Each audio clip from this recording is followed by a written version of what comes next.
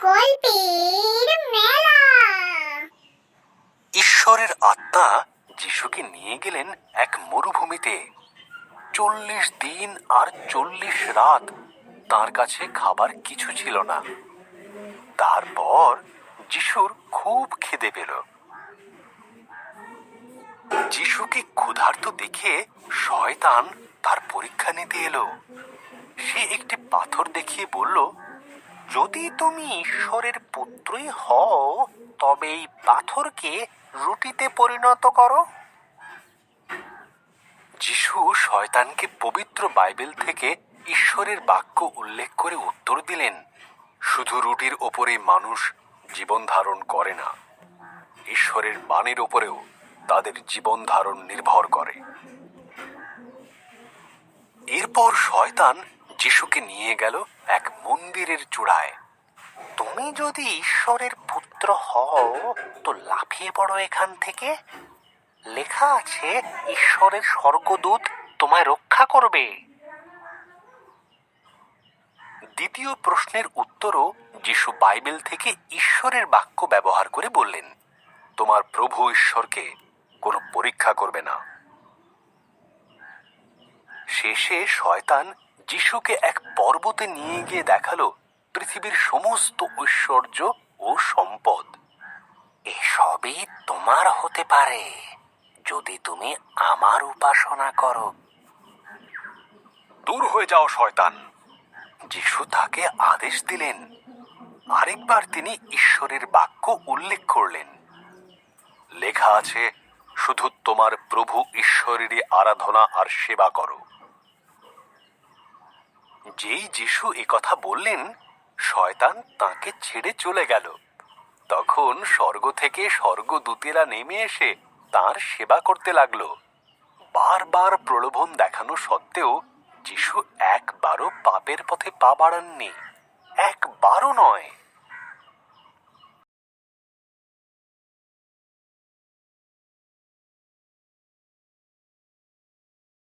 যিশু ভ্রমণ করতেন, স্বর্গরাজ্য সম্পর্কে শিক্ষা দিতেন এবং লোকেরা যিশুকে অনুসরণ করত। তারা তখনও জানতো না যিশুই রাজা, কিন্তু তিনি তাদের শেখালেন কিভাবে তাঁর রাজ্যের মানুষ হিসেবে বেঁচে থাকতে হবে। যিশু বললেন, মানুষ ভালো কাজ করে কারণ তাদের অন্তরে ভালো বিষয় আছে। মানুষ মন্দ কাজ করে যখন তাদের অন্তরে মন্দ বিষয় থাকে। ঈশ্বর আপনার হৃদয়কে তাঁর হৃদয়ের মতো তৈরি করতে চান। খাদ্য আর পোশাক নিয়ে ভেবো না। যিশু তাদের বললেন, তোমার জীবনে প্রথমে ঈশ্বরকে রাখো, তাঁর আদেশ মেনে চলো, তাঁকে বিশ্বাস করো। তোমার যা প্রয়োজন আছে তা তোমাকে তিনি নিশ্চয়ই দেবেন। যিশু এই প্রার্থনা শিখিয়েছিলেন, পিতা ঈশ্বর, তোমার নাম পবিত্র, তোমার রাজত্ব যেমন স্বর্গে তেমনি পৃথিবীতেও হোক। আমাদের প্রয়োজনীয় সবকিছু আজ আমাদের দাও। আমাদের তোমার বাধ্য হতে সাহায্য করো। সমস্ত শক্তি চিরদিন তোমারই হোক। এরপর যিশু একটি গল্প বললেন। এক ব্যক্তি একটি পাথরের উপরে তার ঘর তৈরি করল। একটি বড় ঝড় এলো। যেহেতু বাড়িটি পাথরের উপর তৈরি হয়েছিল, তাই ভেঙে পড়ল না। অন্য আরেকজন লোক নরম বালির উপর তার বাড়ি বানালো। একটি বড় ঝড় এলো। বাড়িটি মাটিতে পড়ে গুঁড়ো গুঁড়ো হয়ে গেল, কারণ তার বাড়ি বালির উপর তৈরি হয়েছিল। যিশু বললেন, আমি তোমাদের যে শিক্ষা দিচ্ছি তা ওই পাথরের মতোই মজবুত। আমার শিক্ষাকে কাজে পরিণত করলে দেখবে তোমরা ওই শক্ত আর মজবুত বাড়ির মালিকের মতোই হয়ে গেছো। ঘরটি ভর্তি ছিল। যিশু ঘরের ভিতর ছিলেন, শিক্ষা দান করছিলেন ও সুস্থ করছিলেন, এবং সবাই তাকে দেখতে চাইছিল। কয়েকজন লোকের একজন বন্ধু ছিল যে হাঁটতে পারত না। তাদের বিশ্বাস ছিল যে যিশু তাকে সুস্থ করতে পারেন। তাই তারা তাকে একটা মাদুরে করে ওই ঘরে নিয়ে গেল। যেহেতু ঘরটি পুরোপুরি ভর্তি ছিল, তারা ঘরের ভিতর ঢুকতে পারল না। সুতরাং তারা তাদের বন্ধুকে নিয়ে ওই ঘরের ছাদের উপর উঠে গিয়ে ছাদ থেকে টালি সরাতে শুরু করল। তারা ঘরটির ছাদের উপর একটি গর্ত বানালো। ঘরের ভিতরে সবাই উপরের দিকে অবাক হয়ে তাকালো। তখন তারা তাদের বন্ধুকে সেই ঘরের ভিতরে ভিড়ের মাঝখানে নামিয়ে দিল।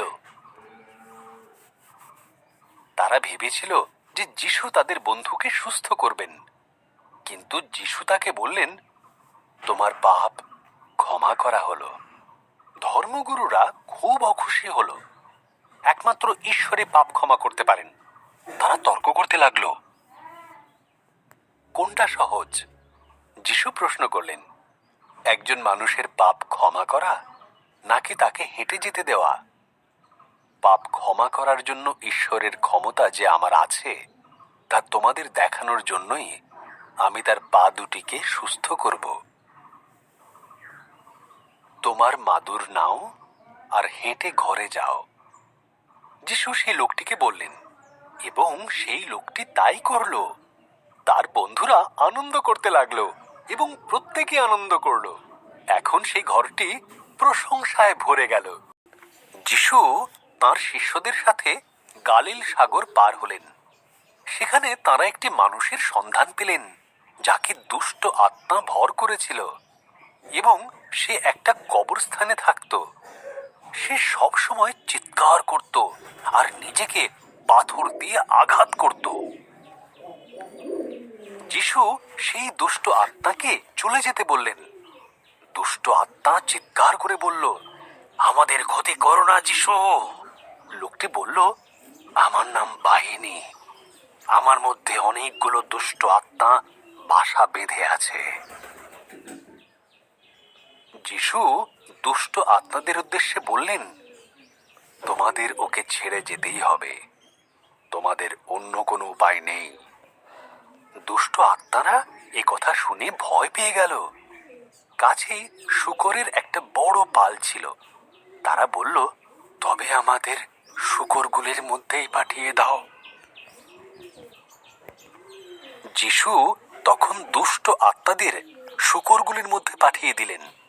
শূকরের পুরো পাল সামনের একটি হ্রদের মধ্যে পড়ে গেল আর হ্রদের জলে ডুবে মারা গেল।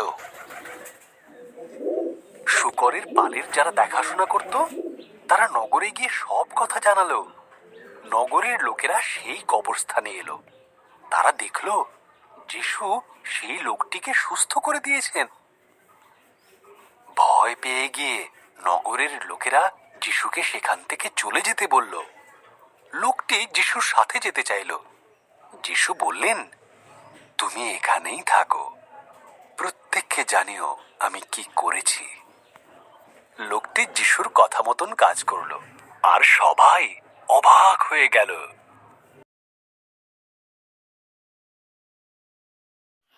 এইরকমই নতুন নতুন ভিডিও পাওয়ার জন্য আমাদের চ্যানেলটিকে সাবস্ক্রাইব করুন এবং লাইক, কমেন্ট এন্ড শেয়ার করতে ভুলো না বন্ধুরা।